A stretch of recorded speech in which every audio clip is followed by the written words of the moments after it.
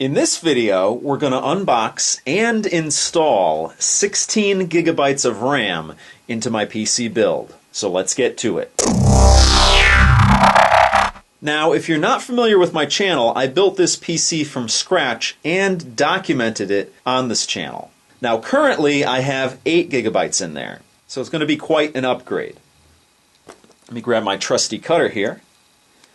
And let's open up this box. Now I bought this from Newegg, and I got it for, I want to say, $118 shipped.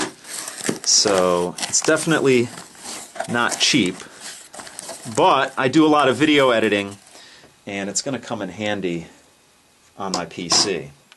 So here we go. First thing in the box is just a little flyer from Newegg talking about Windows 8. And let's get rid of this packaging here. And here are the 2 boxes of RAM. There are 4 DIMMs in total, and each DIMM is 4 gigabytes. So as you can see on the box here, the RAM is made by Corsair. The current RAM I have in my computer is also Corsair. It's the XMS3 DDR3 RAM, and I believe this is 2000MHz, so it's pretty fast RAM here. Now if you're curious to know what the actual model number is, the model number is CMX8G X3M2A2000C9. And if you want to dive deeper in here, it's 1.65 volts version 4.13. Now I could have gone with 32 gigabytes of RAM, but I thought that was overkill. I thought 16 is perfect. Now obviously both of these are identical, but I do want to open up one just so you can see. And then of course I'll have to open up the other one when I install it in this video, but let's just get this open here. And it's pretty straightforward. For those of you who are familiar with building a PC, you know that RAM is probably the easiest thing to upgrade and install. But again, I'll do that at the end of this video just to show you. So this is what the RAM looks like here. Nothing too fancy. I know that RAM can get pretty fancy sometimes, but it does look nice. It's understated.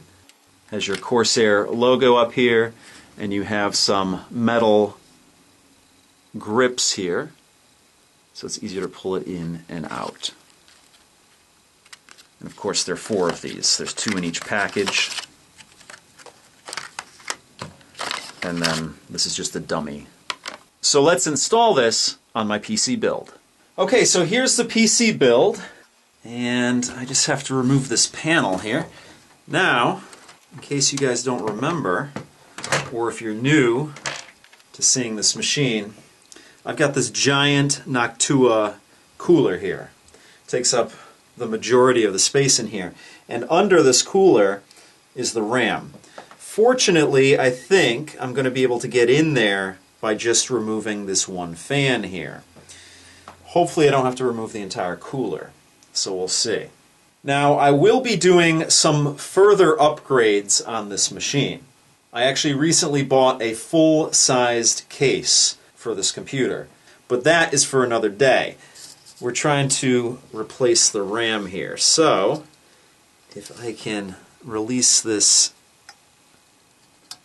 fan without too many problems here, then I should be able to access the RAM. And this here is a little tight fit for me here. Either needs smaller fingers or a bigger case, and a bigger case, as I said, is on the way. It's going to be hard to get that back on. Okay, there we go. Fan off, and it exposes 3 of the DIMMs down there, but I think I'll be able to get the 4th one without too much problems. Now, as I said, RAM is probably one of the easiest things to replace on a computer. So let me just tilt this in and show you here. You see 3 of the DIMMs there, and the 4th one is under this cooler. So in order to release these, you're going to find that you're going to have these little clips. So let's see if I can get in there and release the clips while still holding this camera here. So let's see. Okay, hopefully you'll be able to see it with me not holding the camera. So I'm just going to reach in here and pull this clip back. Actually, let me just release all these clips on the top first. You can hear them snapping back. There we go. So once you have these tabs pushed back up top, you should be able to pull out the RAM. So let's see what we got here. There we go. There's one DIMM. XMS3, DDR3, made by Corsair. Looks identical, so it's the same type of RAM, it's just a little bit faster and a higher capacity. These are actually 1600 megahertz. So I'm bumping this up by 400 megahertz and 8 gigs of RAM. So again, each of these old DIMMs are 2 gigabytes apiece. So let's get DIMM number 2 out. There we go. Put that safely to the side. DIMM number 3. There we go. And this one is the interesting one because it's under the cooler. But yep, still able to get it out. That's good. That was my only worry. So here we go. Here's the new RAM. And of course all 4 DIMMs are identical. You always want to make sure that your RAM is identical in size and in speed. So we're going to start with the one that's under the cooler, and RAM only fits in one way because there's a little area there, a little divide between the pins, so that it's only going to fit in one way. So make sure it matches up and then snap it in place.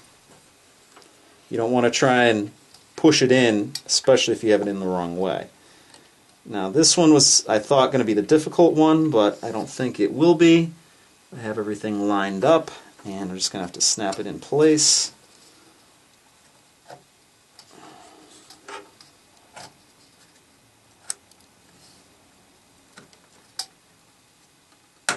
There we go. Let's put the second DIMM in.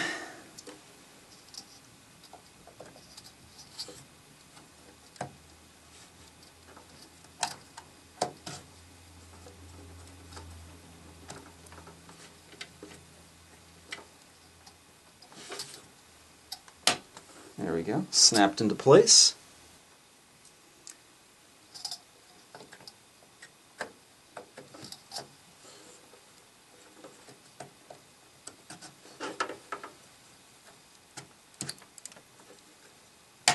There we go.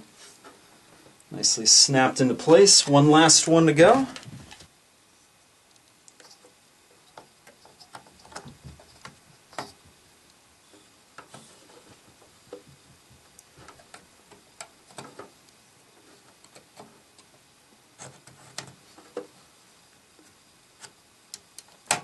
There we go. And we're all set. Now we just got to get the cooler fan in.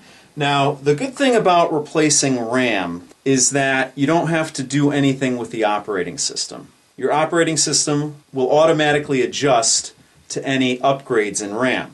That's not always the case with other computer components. So that's one of the reasons that RAM is one of the easiest things to replace. Now, let's get this cooler fan in here. Latch it back on here. And this one is going to be the hard one, but hopefully not too difficult. Now, in case you're wondering, it just clips right on. Oh, wow, that was a lot easier than I thought. It was easier on than off. It clips right on to the radiators here. So everything's back in place. I just have to put the side panel back on. So I'm anxious to get this up and running again and try out my double capacity RAM, up to 16 gigabytes now.